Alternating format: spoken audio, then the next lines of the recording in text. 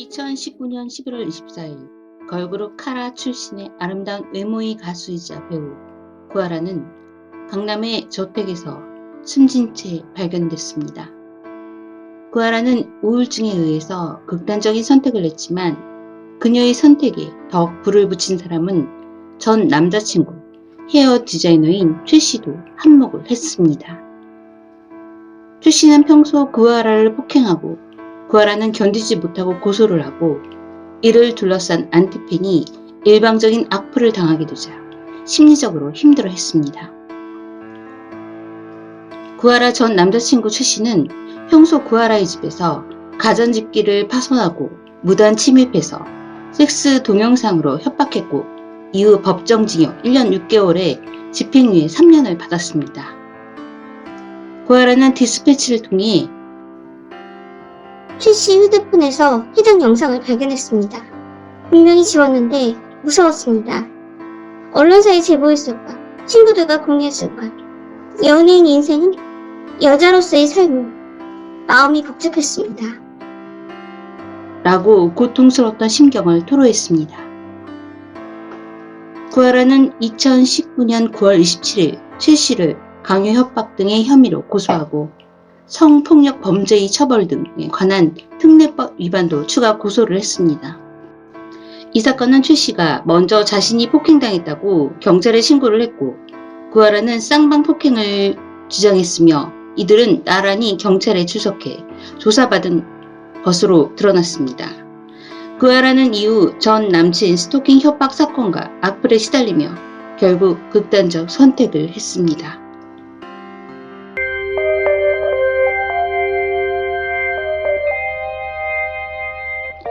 안녕하세요. 저는 미스터리한 사건과 사고를 전하는 콜드케이스 크리스비입니다. 이번 주에는 SBS 궁금한 이야기 Y에서 지난해 여름부터 혼자 줄곧 두려움에 떨며 살아야 했던 지영씨의 이야기가 공개됐습니다. 지영씨는 외출해서 돌아와 보니 어딘가 묘하게 달라진 집안의 모습들을 발견했고 자신의 최후를 예견했던 것일까요?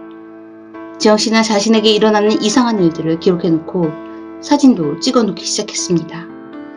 그러던 어느 날 퇴근하고 집으로 들어온 지영씨는 공포스러운 장면을 목격했습니다. 누군가 자신에게 경고라도 하는 듯 화장실에 신발 자국을 찍어놓고 침대에서 의문의 라이터를 발견했습니다. 지영씨 친구들은 3층이었거든요. 지영이 집이. 3층 계단 올라가면 옥상이고 옥상 계단에서 집이 보였어요. 그 남자가 아침부터 저녁 퇴근 때까지 거기서 지영이를 기다렸어요. 라고 하며 침입자였던 지영씨의 전 남자친구를 기억했습니다. 전 남자친구 박씨는 지영씨를 훔쳐볼 수 있는 옥상 계단에 숨어 그녀의 일거수일투족을 지켜보고 그녀가 없는 틈을 타서 집 안에까지 들어갔습니다. 그 일이 있고 열흘 후 매일을 불안에 떨며 지냈던 지영씨는 옥상으로 올라가 극단적인 선택을 했습니다. 지영씨의 아버지는 이 모든 비극이 지영씨의 전 남친에게서 시작되었다고 하는데 처음으로 결혼할 사람이라며 사진까지 보내주었는데 모든 것이 믿음직해 보였던 박씨지만 점점 그녀를 향한 집착이 심해졌다고 합니다. 하지만 지영씨는 그의 집착에 견디지 못하고 이별을 고했지만 남자는 수단과 방법을 가리지 않고 점차 지영씨의 일상을 침범했습니다. 연락처를 차단해도 모르는 번호로 연락을 계속 해오는가 하면 미행을 하고 집 근처에서 지영씨를 지켜보고 집안에 침입하기까지 했습니다. 그의 집착이 심해질수록 지영씨는 점점 불안했고 자신의 집 도어락 비밀번호를 풀렸다가 걸린 것을 확인하고 박씨를 경찰에 신고해 현행범으로 체포하게 했지만 이내 풀려나는 모습에 절망하고 말았습니다. 하지만 전 남자친구 박씨는 자살을 했다는 건 그전부터 뭔가 안 좋은 일이 있었고 갑자기 겹치니까 모든 게 거기서 터진 거지. 저는 저 때문이라고 생각하지 않아요. 라며 그녀가 어떻게 지냈는지 궁금했을 뿐이라며 억울해했습니다. 지영씨 아버지는 지영씨가 직장 때문에 이사를 못 가고 불안해하자 며칠 동안 지영씨 집에 머물렀고 지영 씨 아버지가 집으로 돌아간 이틀 후 옥상으로 올라가 투신을 하고 말았습니다. 폭행을 하지 않는다면, 살인을 하지 않는다면 전 남자친구의 스토커 만행은 잘못이 없는 걸까요? 지영 씨는 아버지에게 결혼 상대로까지 소개했던 남친의 지나친 집착과 스토킹으로 견디지 못하고 극단적인 선택을 했습니다. 지영 씨의 남친은 지영 씨의 죽음에 대한 한 조각의 가책도 없습니다.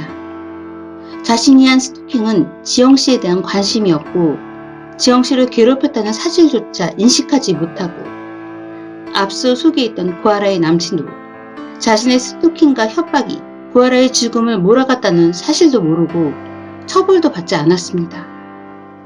그렇다면 여성, 아니 남성도 마찬가지로 교제를 했던 상대에게 지나친 집착과 스토킹으로 괴롭힘을 당하고 죽음으로까지 내몰린 일이 있다면 그저 자신이 상대를 잘못 본 실수라고 결론을 내릴 수밖에 없는 것일까요? 여러분에게 질문하고 싶습니다. 갈수록 늘어나는 데이트 폭력과 남편 또는 아내의 폭력, 살인에 대해 죽어야만 하는 사건이라고 당연시하는 우리의 생각이 맞는 것인지 궁금합니다.